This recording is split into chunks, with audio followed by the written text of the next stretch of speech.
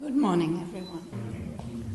We are reading in Book 2, Canto 10, The Kingdoms and Godheads of the Little Mind. And we're actually coming towards the end of this canto. Aurobindo has shown us this dwarf trinity of the little mind, made up of the physical mind, the vital mind, the mind of desire, and now we are reading about reason, the last and greatest of the three, but who has still serious shortcomings. So we're reading on page 255, and we'll start reading at line 619. You like to start, Marco? The page 255, line 619.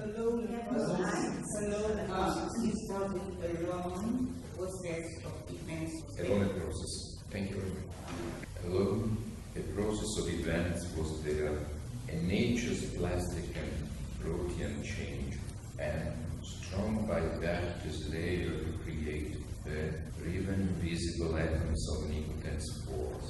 One chance remained that here might be a power to liberate man from the old inadequate means and lead him sovereign of the earthly scene.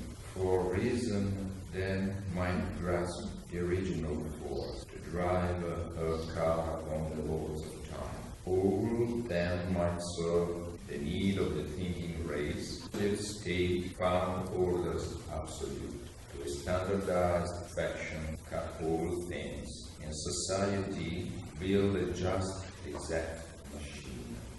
Then science and reason, careless of the soul, could iron out a tranquil, uniform world.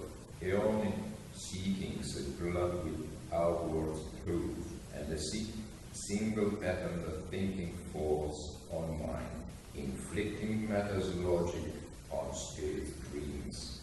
A reasonable animal made of man and the symmetrical fabric of his life. This would be nature's peak on an absolute globe, the grand result of a long age's toil, Earth's evolution crowned, permission done. Thank you. This is one of Aurobindo'S more humorous passages.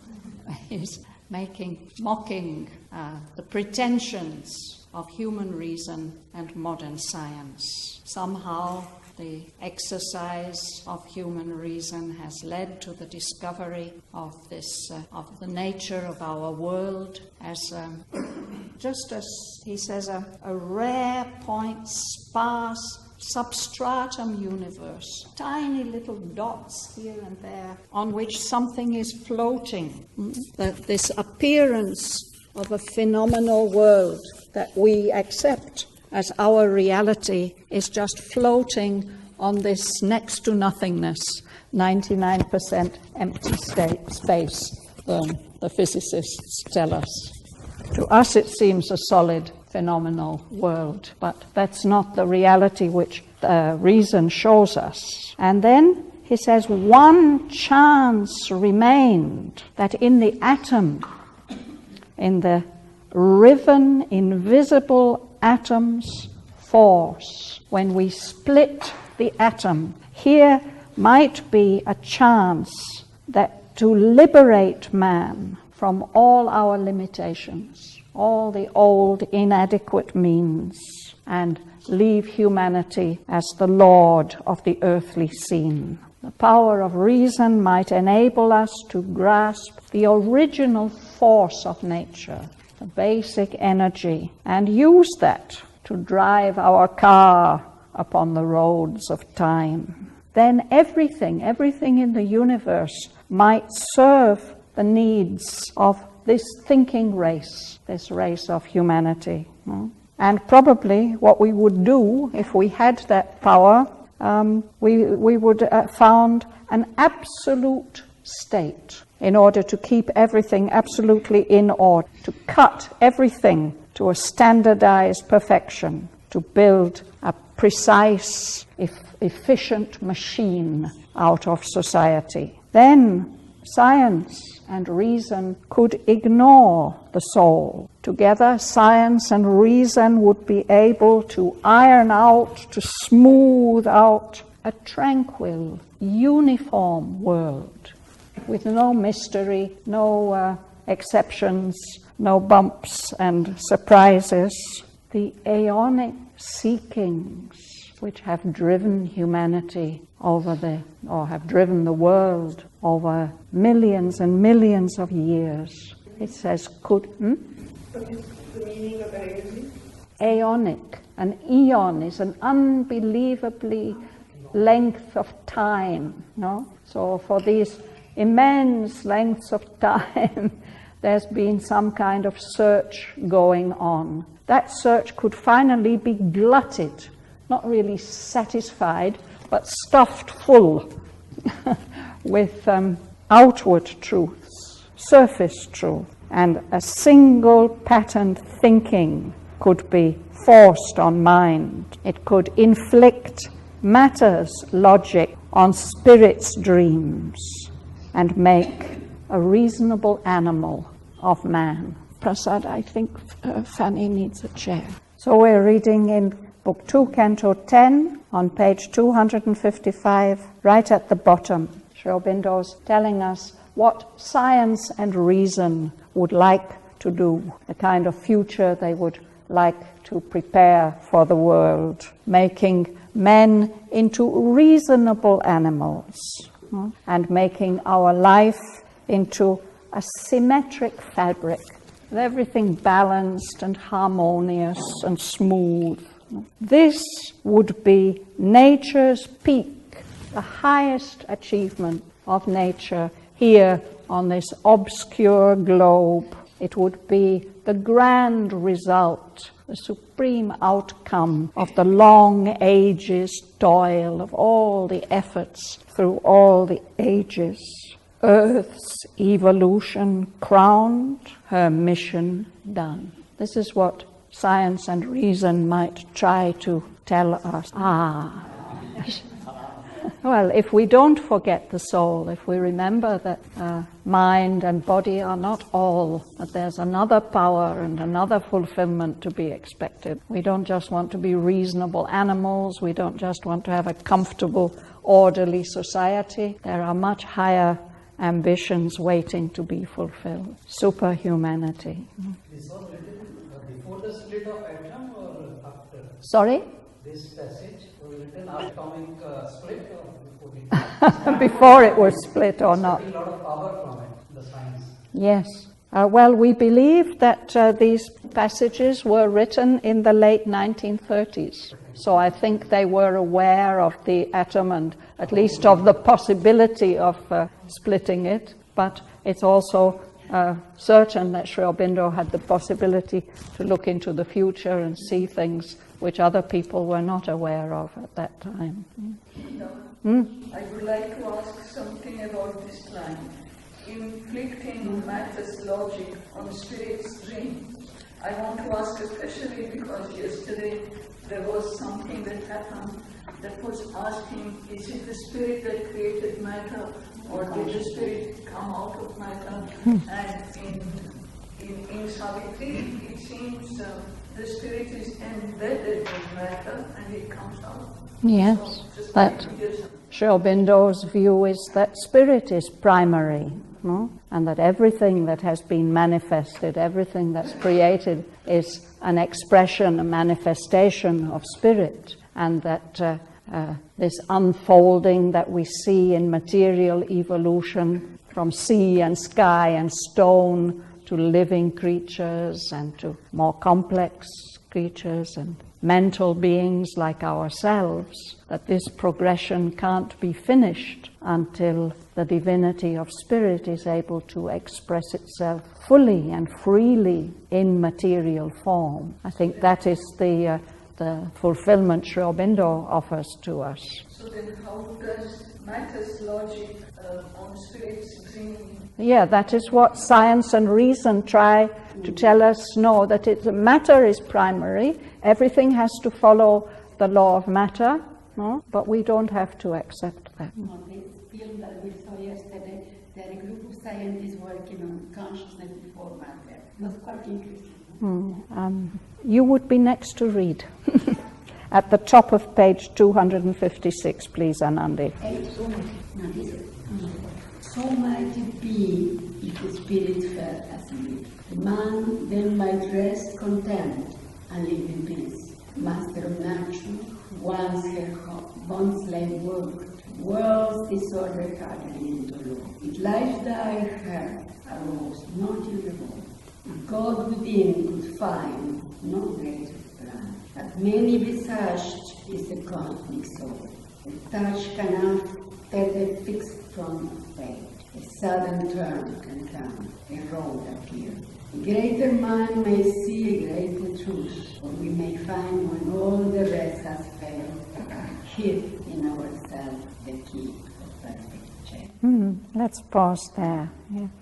So we might be content with a perfect or apparently perfect society, and as reasonable animals. And that might be allowed to happen if the spirit fell asleep, but it's not going to fall asleep. But if it did, then human beings might rest content and live in peace. But there are several things that would resist that. If life's dire heart arose not in revolt, there's something in life which refuses these simple solutions and these orderly societies. There's something which wants more than that. And if the divine within us, within humanity, couldn't find any greater plan, but of course he can. The cosmic soul, the soul of the universe, has many, many different faces and aspects, and some unexpected touch can completely change the picture. We may see that reason and science may tell us, look, it's going to unfold inevitably like this. We can predict it, we can see. But some small thing can at any moment intervene and change that picture. A sudden turn can come, a road appear. Perhaps there's going to be a further evolution of mind. A greater mind may see a greater truth. Or we may find, when all the rest has failed, hid in ourselves the key of perfect change. This is one of these wonderful, encouraging words in Savitri. We are carrying within ourselves key to change, to perfect change. Change of us as individuals and change of our world. Shraddhavan? Yes? The front is here what front of it. Your front is what you show to the world, your fixed appearance. Does that answer, Victoria? Are you satisfied? Are you satisfied? The fixed front of face, that fixed appearance where it looks that it's going to go on and on like this. Something can unexpectedly change. Ascending from the soil where creep our days, earth's consciousness may marry with the sun. Our mortal life ride on the spirit's wing. Our finite thoughts commune with the infinite. So Sri Aurobindo says may, but in fact it's kind of an assurance, a promise that our material consciousness will rise to higher levels and become united with the sun of superconscience, of perfect consciousness. And our mortal life, our life that is limited by death, can learn to ride on the wings of the spirit and be carried from one form to another and different levels of consciousness. Our finite, limited thoughts may learn, will surely learn to commune, to communicate with the infinite. Function of religion, isn't it? I suppose religion is one manifestation of that urge within us. Yes, but it also can't satisfy us completely. Marie-Ange, would you read? In the bright windows of the risen sun, all is at birth in the power of light. All here before God, there is happy shape. Here all is mixed and marred, there pure and whole. Yet each is a passing step in moment face, away to a greater truth beyond. Immediately stopped and saw her words, and felt the mother in there and the force, but knew the power behind the face of time. She did the task, obeyed the knowledge given. Her deep heart yearned towards great ideal things, and from the light looked out to wider light. The brilliant hedge round her narrowed her power. Faithful to a limited sphere, she toiled, but knew its highest, widest thing for the half search.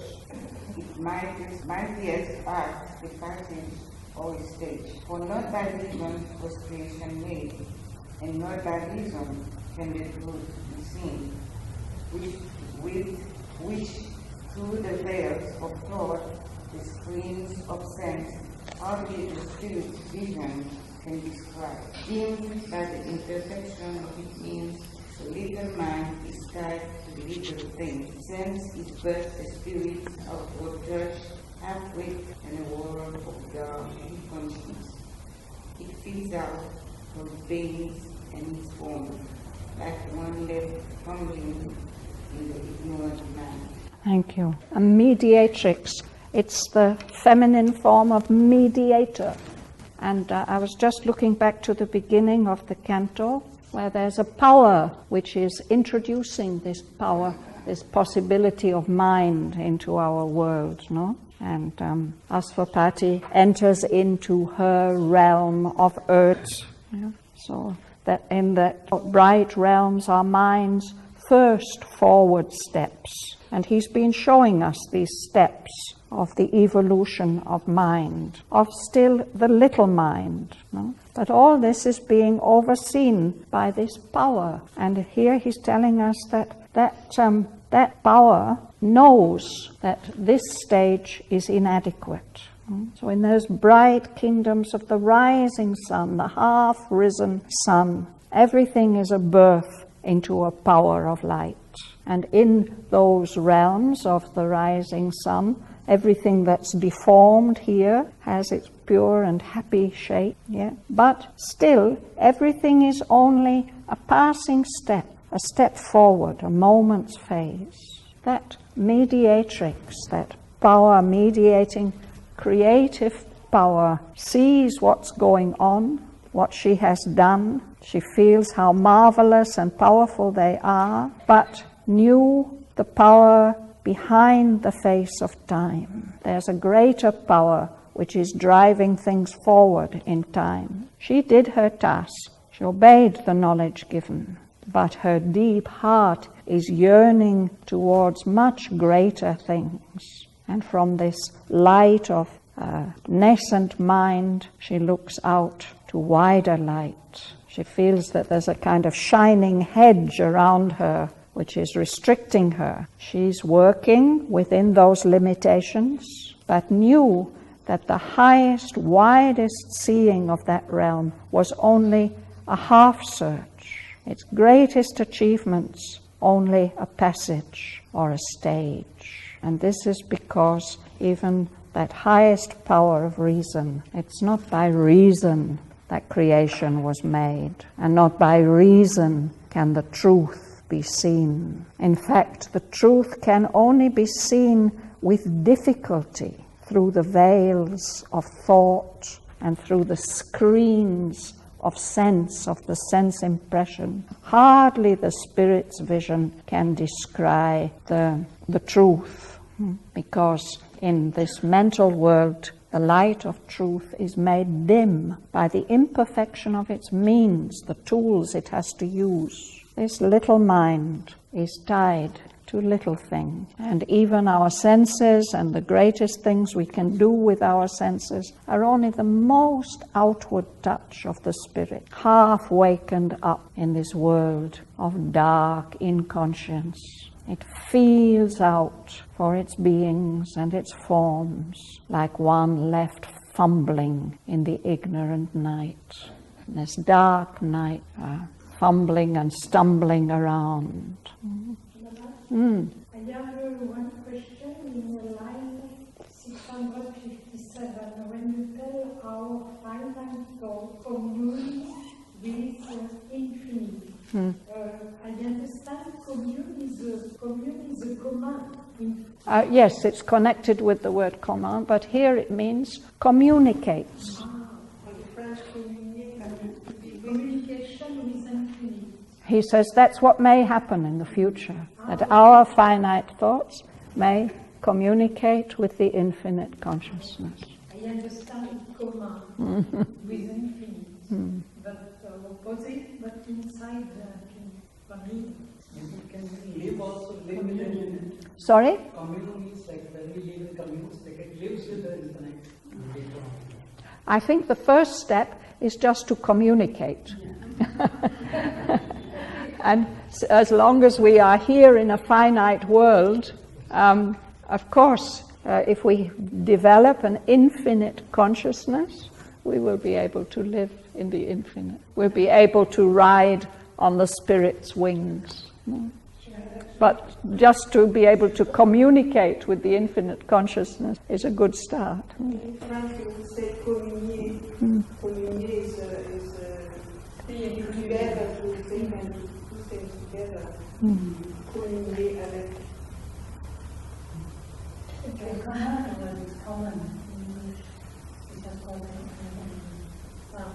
Yeah, there is a communion.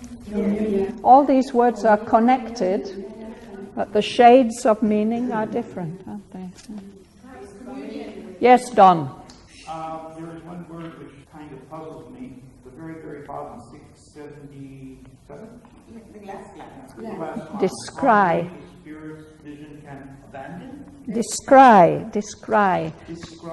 Describe. It means to make out something that's very small and difficult to see. You might descry through a microscope, or yes, something like that. Or at a distance, you might, by screwing up your eyes, you might just make out a distant star. To descry, to make out, to catch some.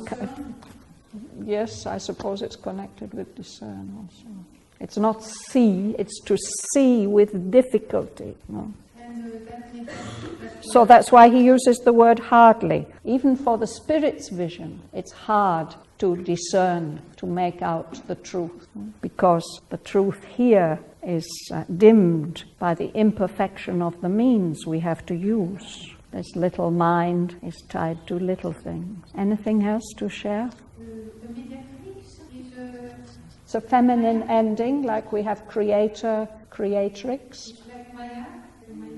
No, I don't think so. Here it's the creative power. She's mediating between the Supreme and this world here. And in this case, she's mediating, she's bringing the power of mind into Earth evolution. I have the feeling that mind, people in general, can also often sense that live in this limitation of the mind. I think you were maybe quoting Einstein last time about pebbles on the shore. Newton, yeah. That our knowledge is like so limited, yeah.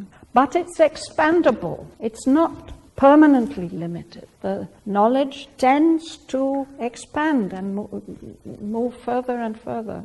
And that impulse is in this mediatrix. She wants to go beyond the limitations of reason and the senses, but it's very much hampered by the state of the evolution of living matter, the very nature of our physical substance, which makes up not only our bodies but our brains, is a big limitation. And that's, I think, why Aurobindo and the Mother have placed a certain emphasis on the transformation first of consciousness, but then of nature, including substance. So, line 685. And also in Journal, the Mother explained, when you do some act through your psyche, you don't know really, but the action is a divine through your psyche.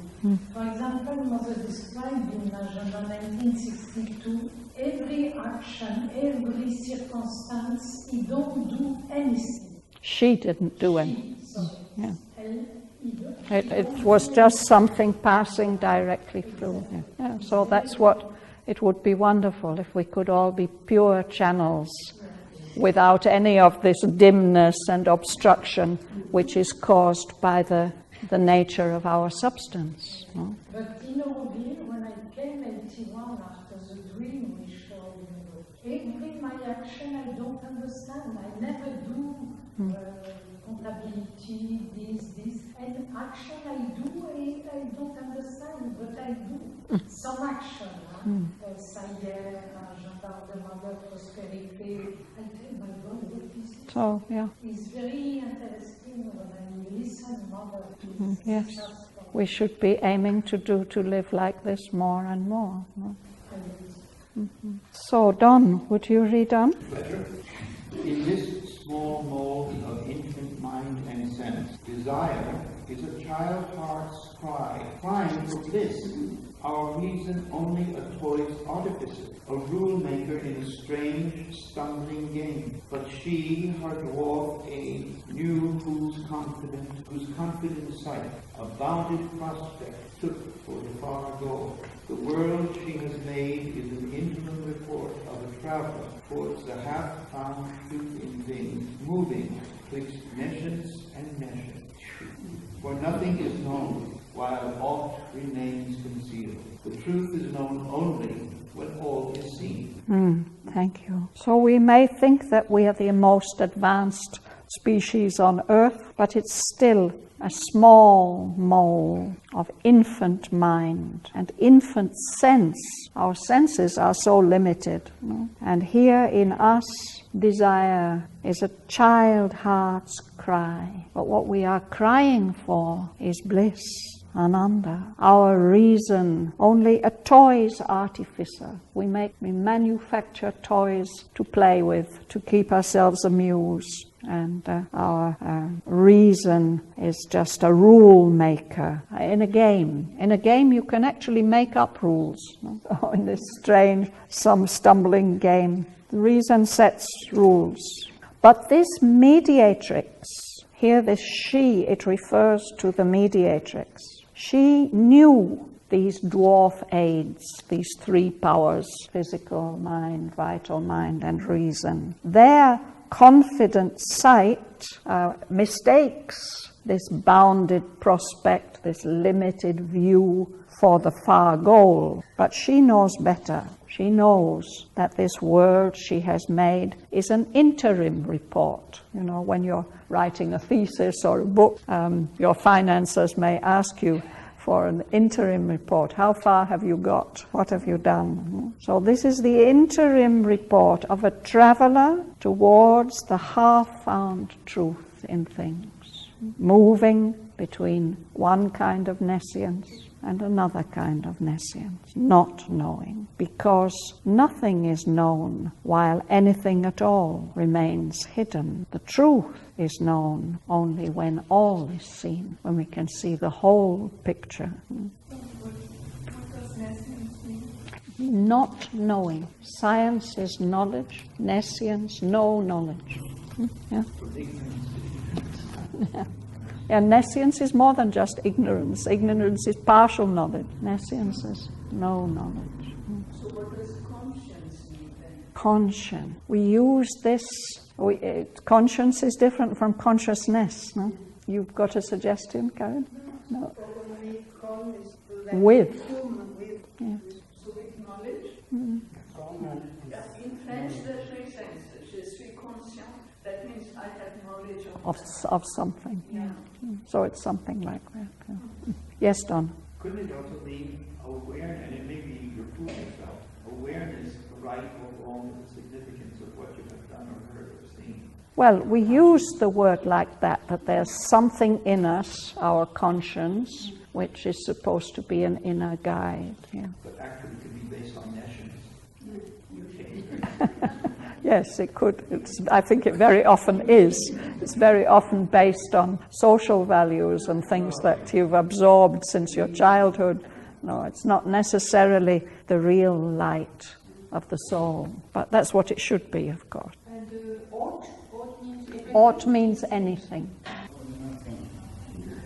Like naught means nothing. Or so if anything at all is hidden, remains hidden, then we haven't yet got the full truth. Paula. Attracted by the all, that is the one, she yearns towards a higher light than hers. Hid by her cults and creeds, she has glimpsed God's face. She knows she has but found a form, a road. But ever she hopes to see him in her heart and feel the body of his reality.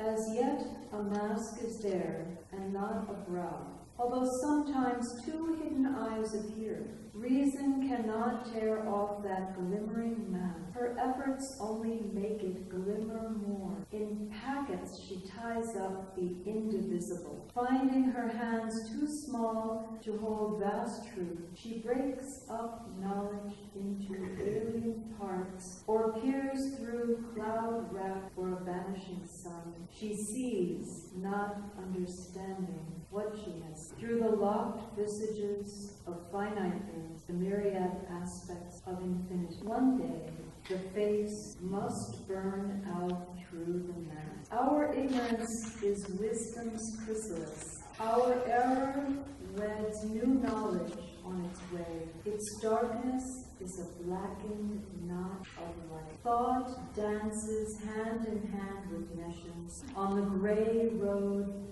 that winds towards. Thank you. So we can say this is the power of knowledge. No? She's attracted to the all, which is the one truth. So she's yearning, she feels this power of attraction towards a higher light than hers, the light of the little mind. She has glimpsed God's face, but it's covered up by these masks of cult and creed. You were saying about religion, no?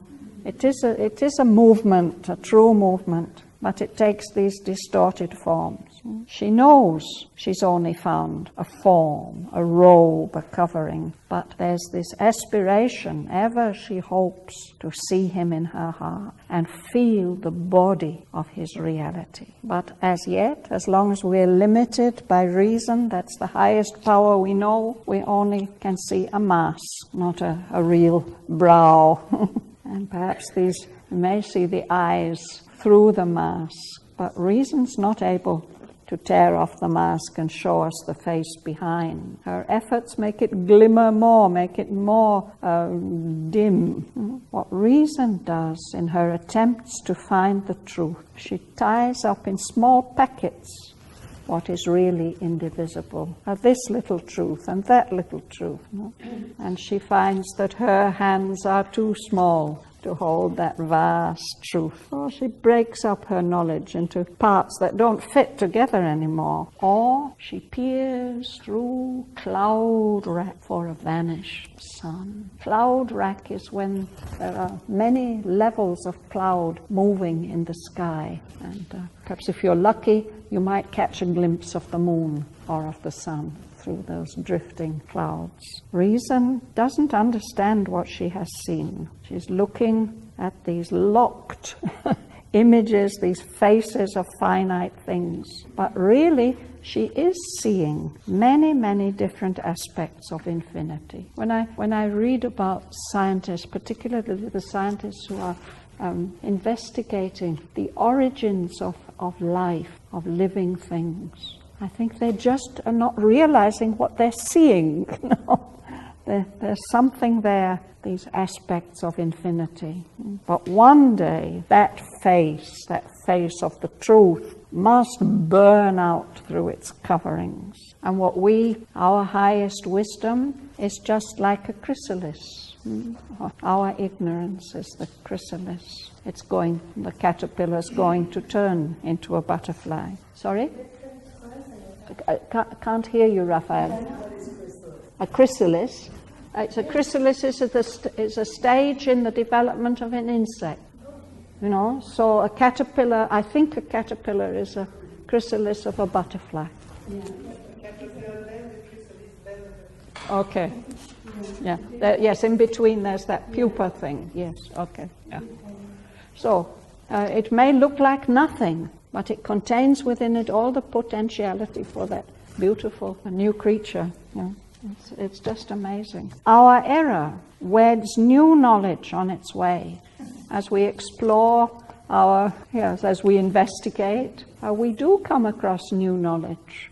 Our knowledge does expand. And the darkness of our error is, he says, a blackened knot of light. It's so densely packed that the light seems not to be able to escape. Blackened knot of light. Thought dances hand in hand with nescience on the grey road that winds towards the sun of full divine consciousness. Thought as such can never be satisfied. It always needs to know more, add more pieces to the jigsaw puzzle. So these two, thought and nescience, are partners, but they're moving together on this grey road that's winding this way and that way towards the sun. Again. Even while her fingers fumble at the knots, which bind them to their strange companionship, into the moments of their married strife, sometimes great flashes of the enlightening fire.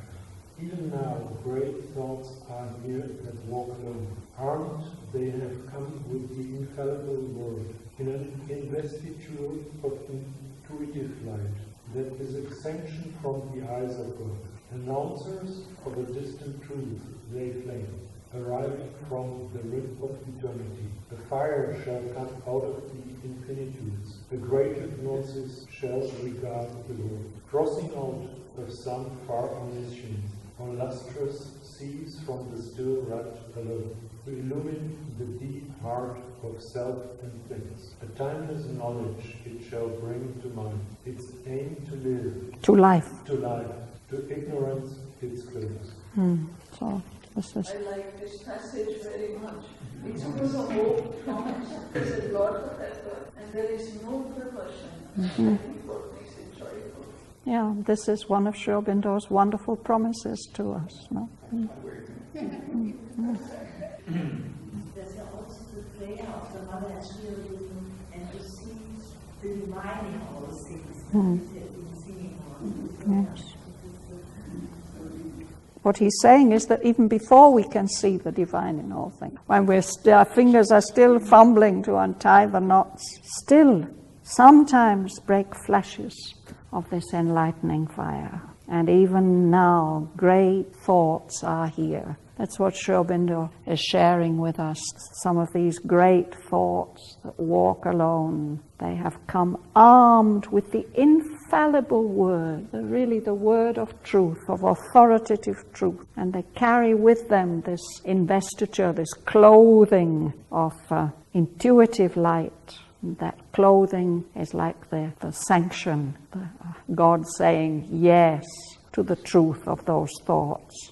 They come as announcers, heralds of a distant truth. They flame. And they're coming from very, very far away, the rim of eternity, from the borderline of transcendence. And then his promise, a fire shall come, a whole new kind of energy out of the infinitude. A greater gnosis shall look at the world. It'll be coming, crossing out of some far state of all knowledge, coming on lustrous seas from the still wrapped alone, coming here to illumine the deep heart of self and thing. A timeless knowledge it shall bring to mind, its aim to life, to ignorance its close. This is Aurobindo'S great gift. Could you explain the still alone? Yeah, he's put a capital letter on alone, so we could think that this is the one, the Lord, the Supreme Being or state. And it is silent, it doesn't speak to us, it's in a state of rapture, of bliss. But from there, some message is coming to us on these luminous seas. Still means unmoving, immobile. Yeah. Sorry? Yeah. What's the meaning of gnosis? It's a Greek word which means knowledge. Aurobindo uses it for supermind. Yes, Don? The word investiture means clothing, but clothing put on by a very high-level person, such as, let's say, a priest. You're investitured, you're given the right to wear a special uniform, you know. So this is the little mind. So we've seen the different levels of the little mind. But there are still two more levels which he's going to tell us about. Manohar. Above, in a high, breathless stratosphere, overshadowing the dwarfish trinity, lit aspirants to a limitless beyond, captives of space, walled by the limiting heavens, in the unceasing circuit of the hours, yearning for the straight paths of eternity, and from their high station look down on this world. Two sun-gazed demons, witnessing all that is. Power to uplift the laggard world.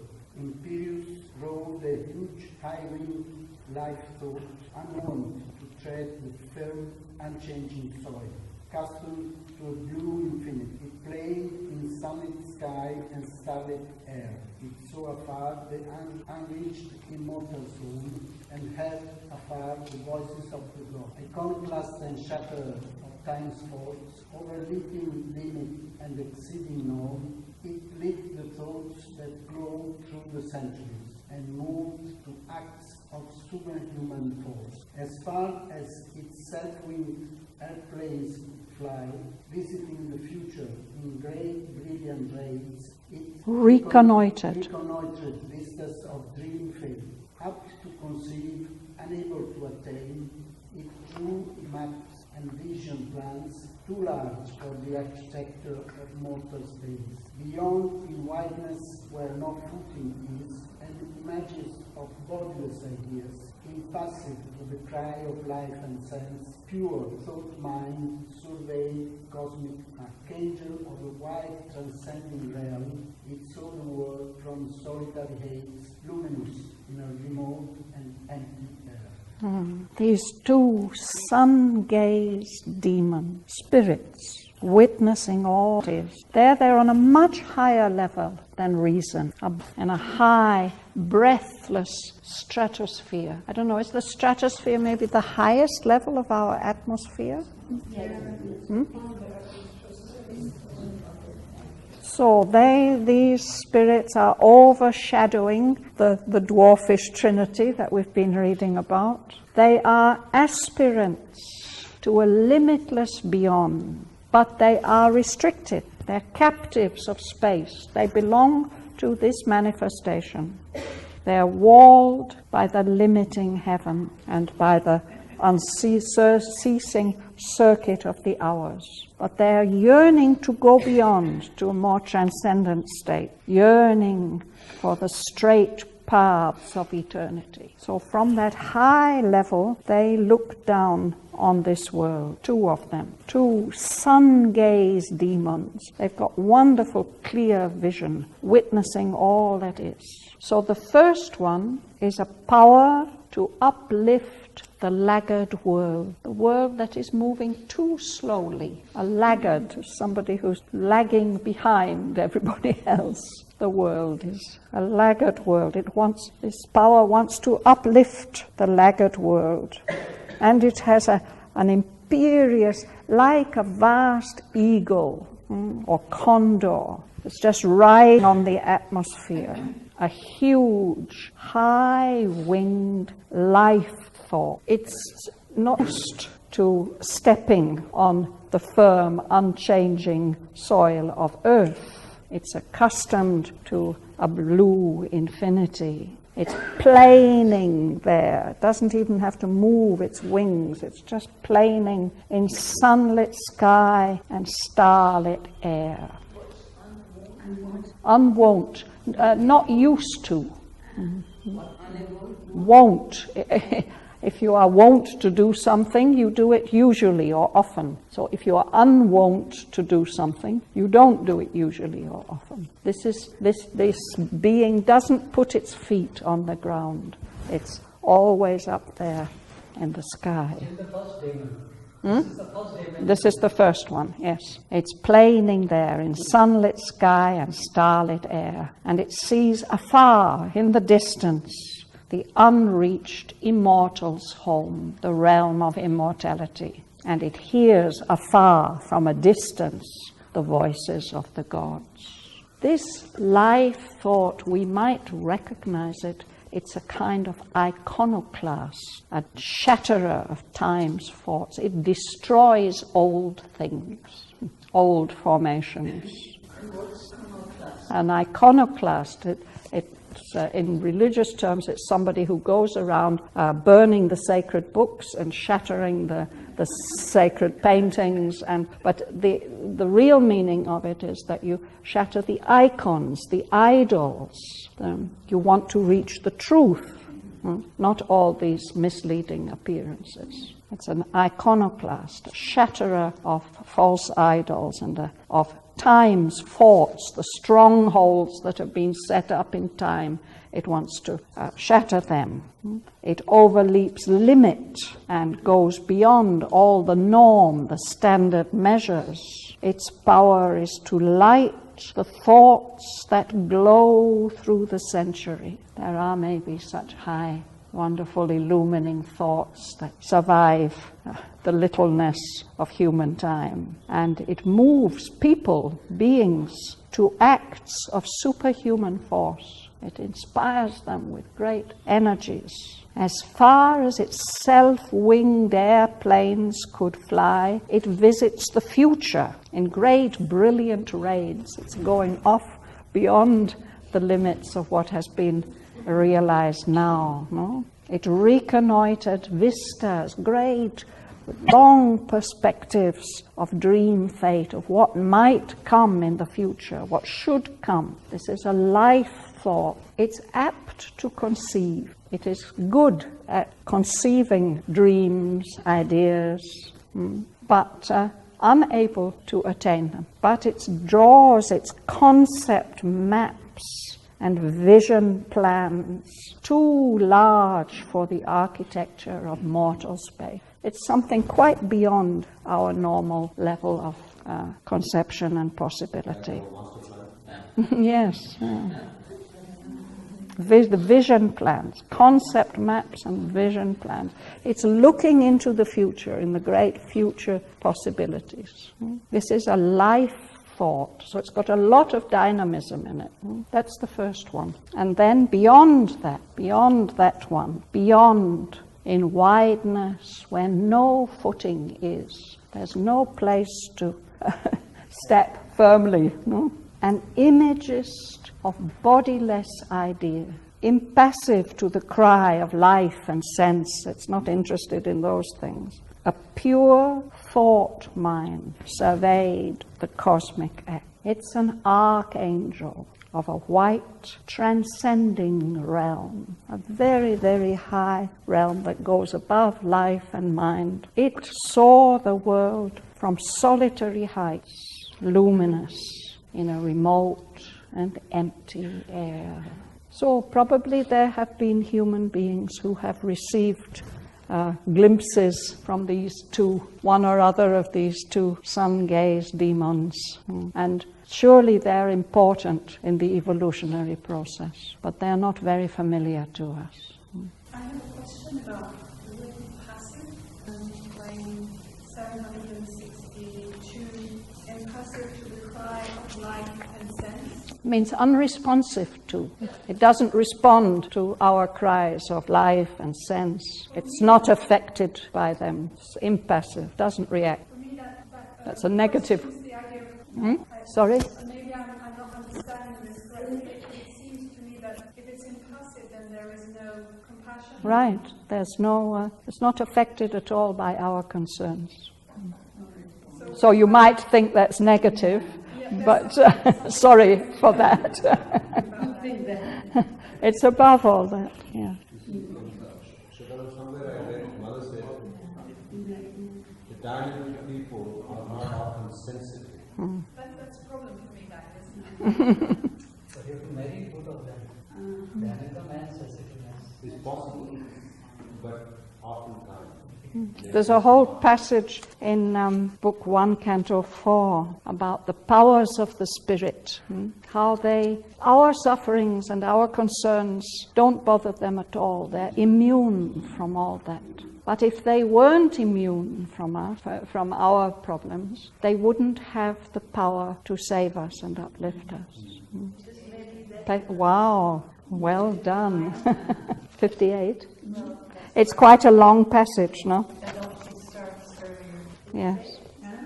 Yeah, page 57. He's talking about the plan of the universe. And it starts near the top of the page. 2 are the ends of the mysterious plan. And first he tells us about one particular end, the Spirit's bare and absolute potencies. At one end of the plan, they are burning in the solitude of the thoughts of God. They are remote from the force that cries out in its pain. They are implacable in their timeless purity. They don't care about our virtue or our sin. They don't bend to our prayers. They have nothing to do with us. They are guardians of the silence of the truth. They are keepers of the immutable decree. At peace, regarding the trouble beneath the star, deathless, watching the works of death and chant, immobile, seeing the millenniums pass, untouched while the long map of fate unrolls. They look on our struggle with impartial eyes, and yet without them cosmos could not be. But further down on page 58, at the bottom of page 58, it says, and yet a spiritual secret aid is there, while a tardy evolution's coils wind on, and nature hews her way through adamant, a divine intervention thrones above. Middle of the next page, line 475. One who has shaped this world is ever its Lord. Our errors are his steps upon the way. He works through the fierce vicissitudes of our lives. He works through the hard breath of battle and toil. He works through our sins and sorrows and our tears. His knowledge overrules our nescience. Whatever the appearance we must bear, whatever our strong ills and present fate, when nothing we can see but drift and bail, a mighty guidance leads us still through all. This is line 444 and 45. Mute pure they share not in the evil done. Yes. Else might their strength be marred. Could not say. Yeah. But eventually it says, after we've served this great divided world, God's bliss and oneness are our inborn right. A date is fixed in the calendar of the unknown, an anniversary of the birth sublime. Our soul shall justify its checkered war. All will come near that now is naught or far. These calm and distant mights shall act at last, immovably ready for their destined task.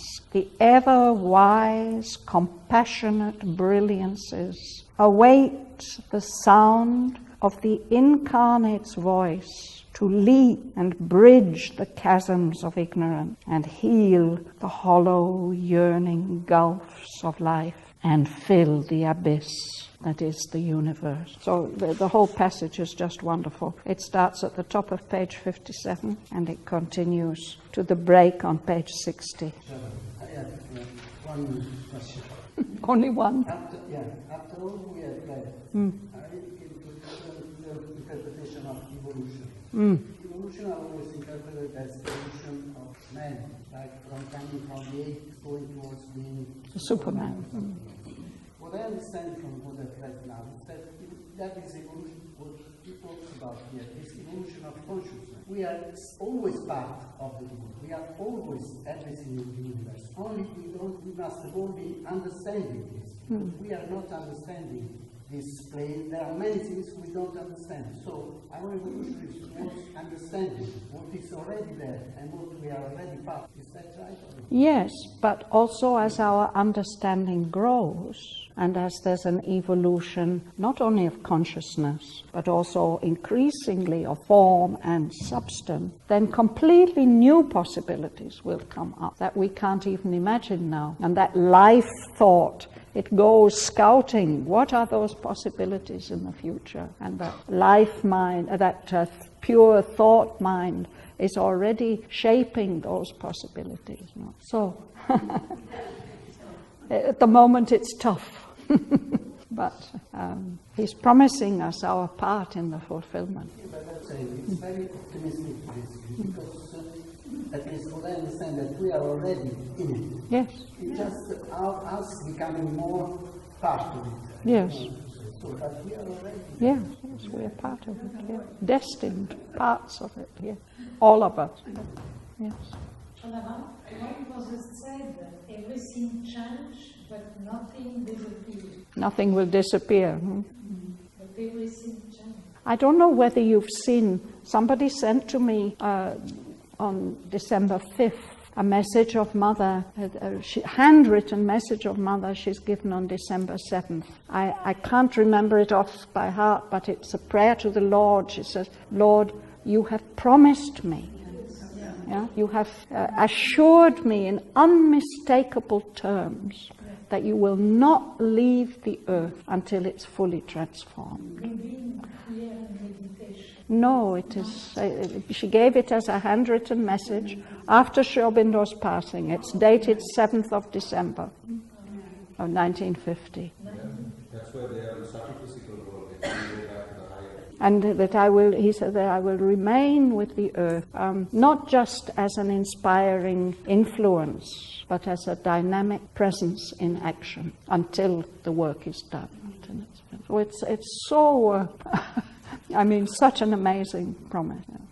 But some Aurobindo in action is very dynamic. Some people experience it. Yeah. Alors somebody tell me is my conversion, my surrender.